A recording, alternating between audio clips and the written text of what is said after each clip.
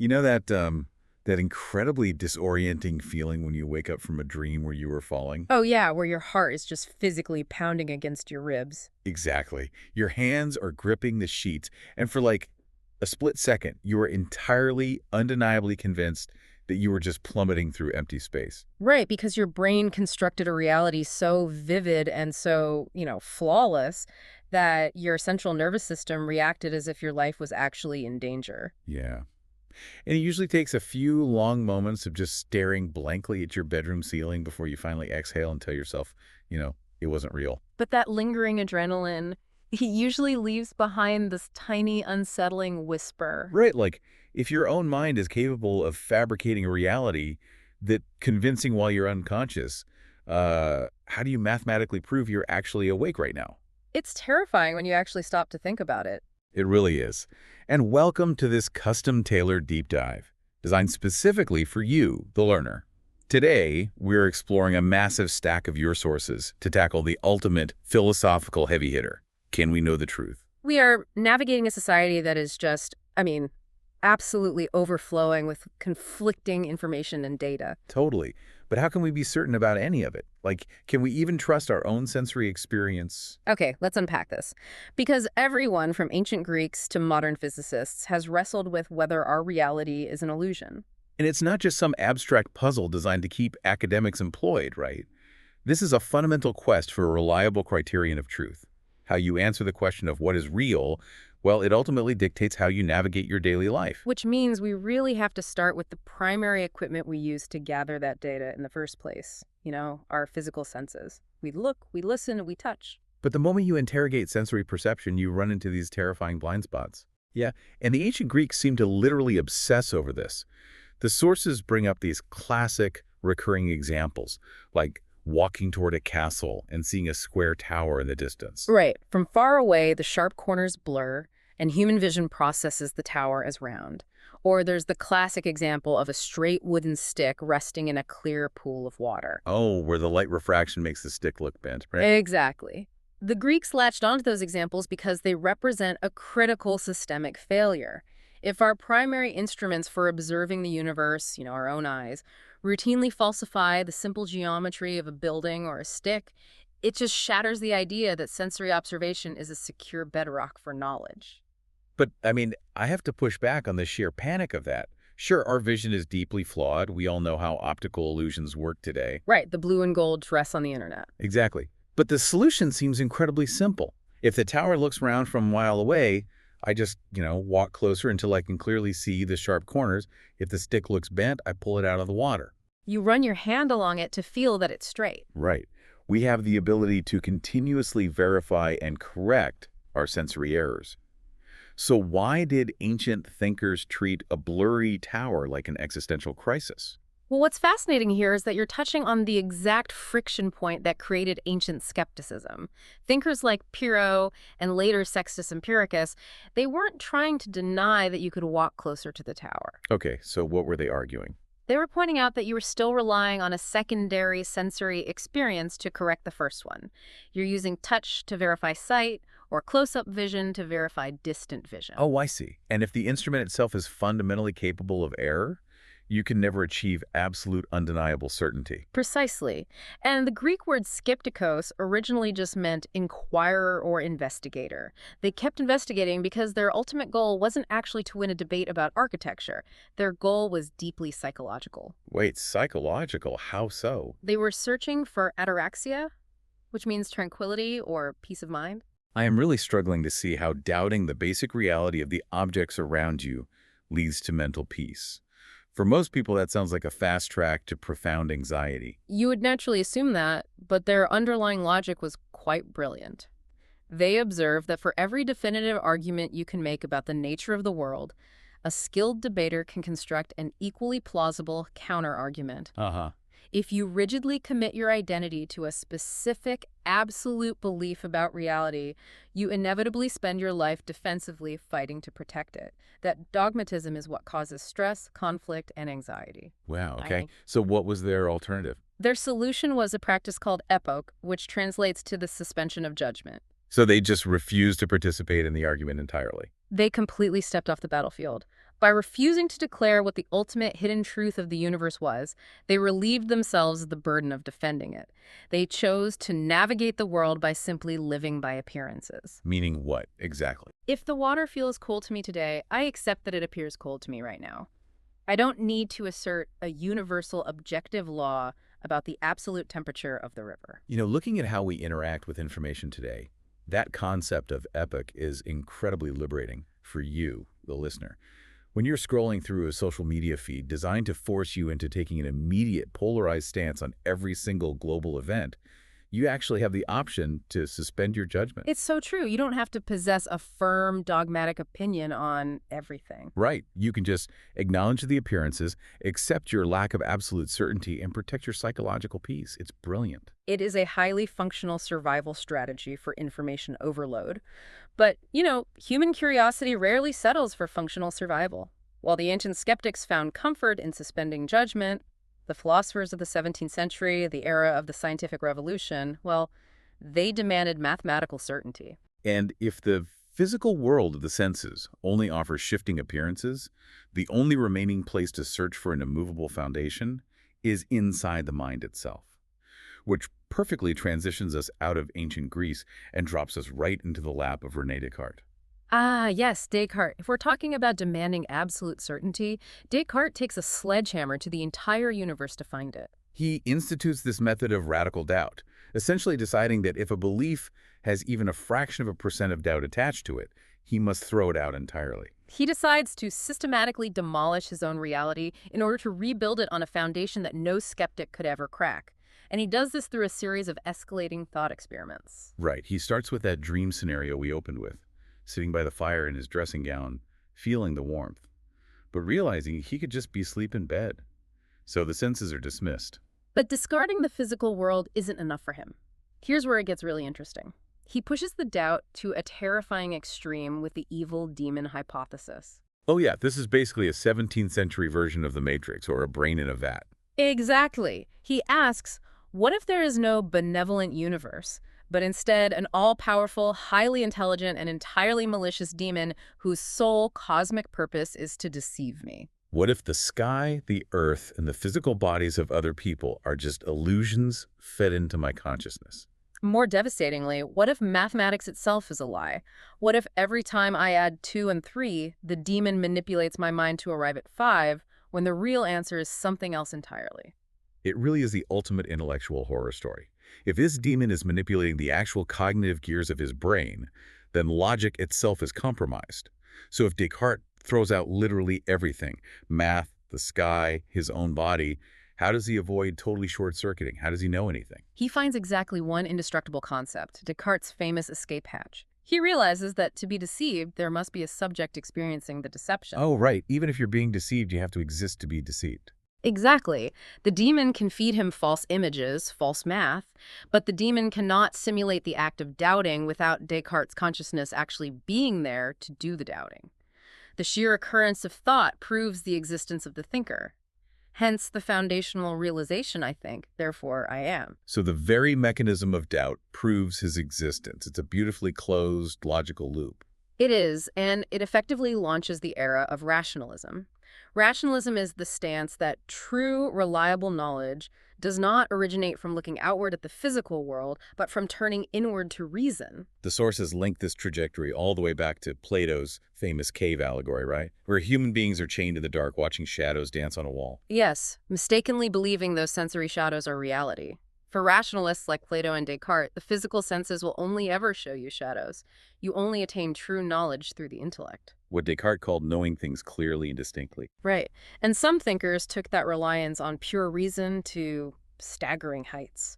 The sources highlight Spinoza, who argued that human suffering and error happen because we look at the world through our limited, temporary, emotional perspective. He believed the only way to find ultimate truth was to use pure reason to view the universe sub specie aeternitatis, which means under the aspect of eternity. Spinoza wanted us to strip away all human bias and perceive the universe as a necessary interlocking system of mathematical and logical laws. The structural elegance of rationalism is undeniably appealing. But as a listener, trying to apply this to the real world, I mean, I keep hitting a massive wall. We don't exist as floating minds in a void. No, we certainly do not. We live in a physical world. We're biological creatures. Pure logic doesn't tell me if a mushroom is poisonous or if a bridge will support my weight. And that glaring practical disconnect is exactly what provoked the ferocious counter-movement known as empiricism. Philosophers like John Locke, George Berkeley, and David Hume looked at the rationalist project and essentially declared it a fantasy.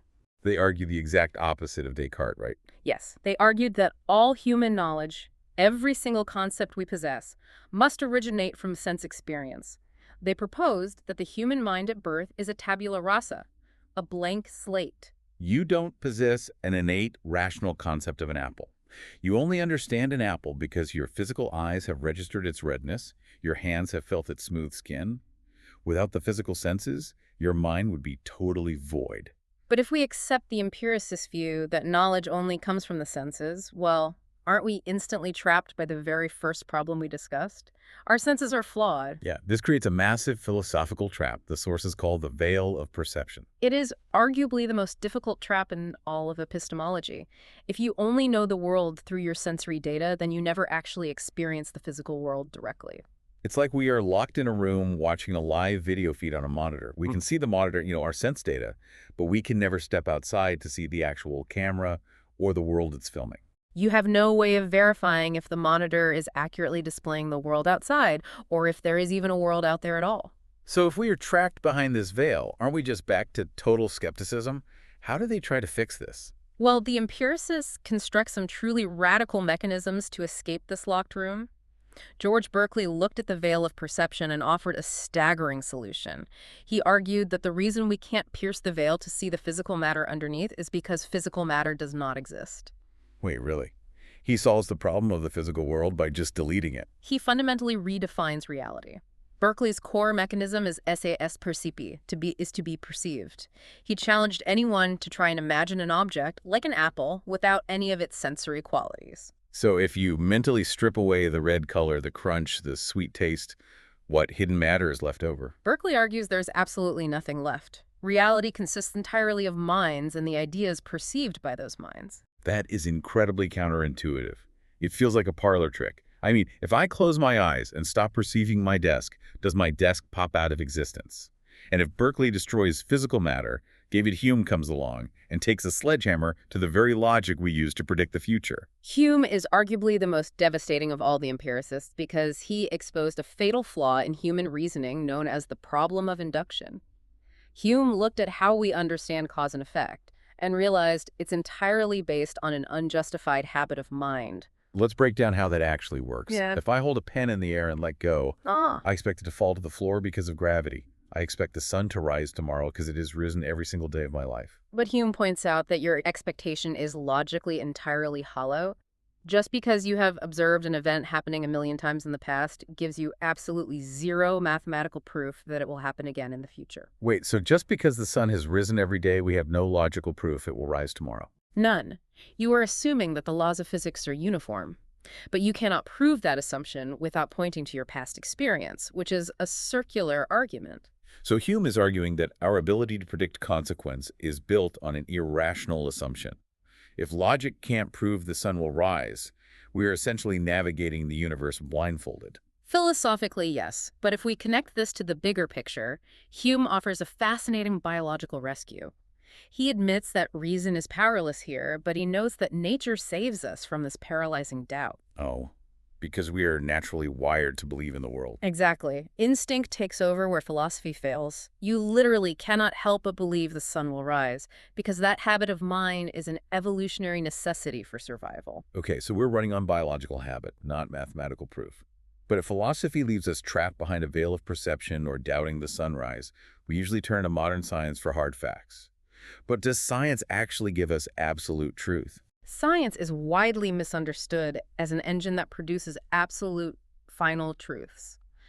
But the 20th century philosopher of science, Karl Popper, completely reframed how the scientific mechanism actually operates. Right, he introduced the concept of falsification. He argued that you can never fully prove a universal theory to be true because you cannot possibly observe every instance in the universe.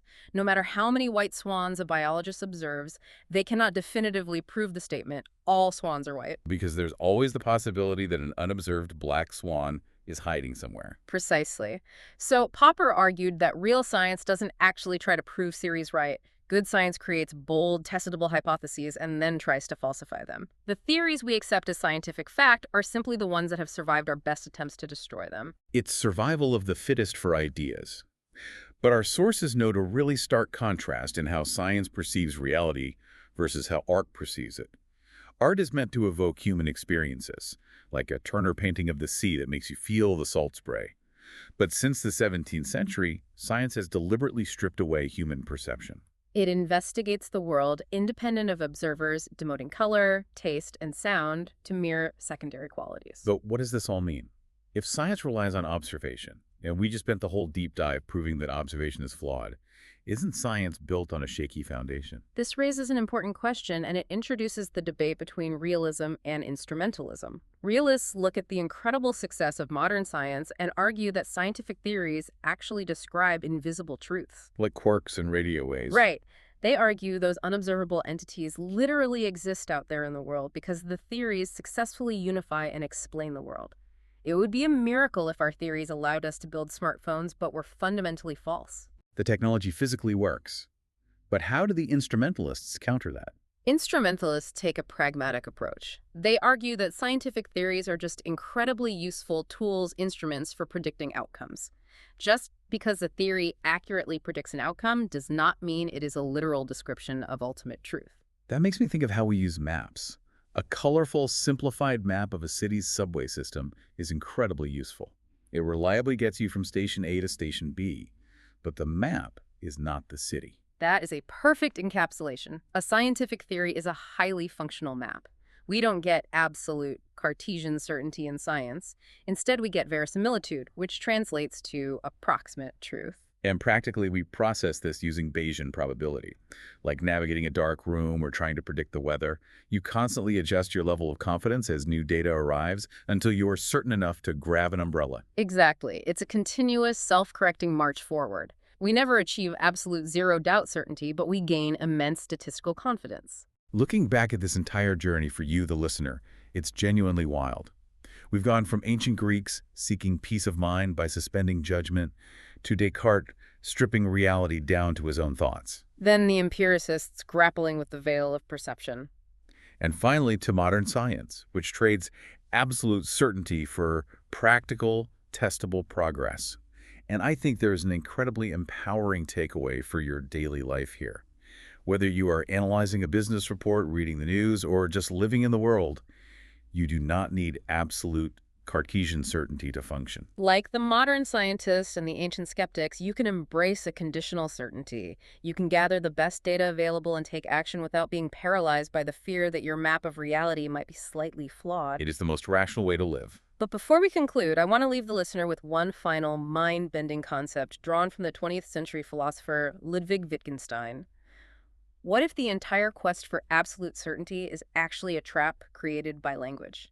Wait, a language trap? Wittgenstein suggested that to even express a doubt, for example, looking at your hand and saying, "I doubt this is a hand," you already have to rely on a massive foundation of shared, unquestioned reality and linguistic rules just to make the sentence meaningful. Hold on.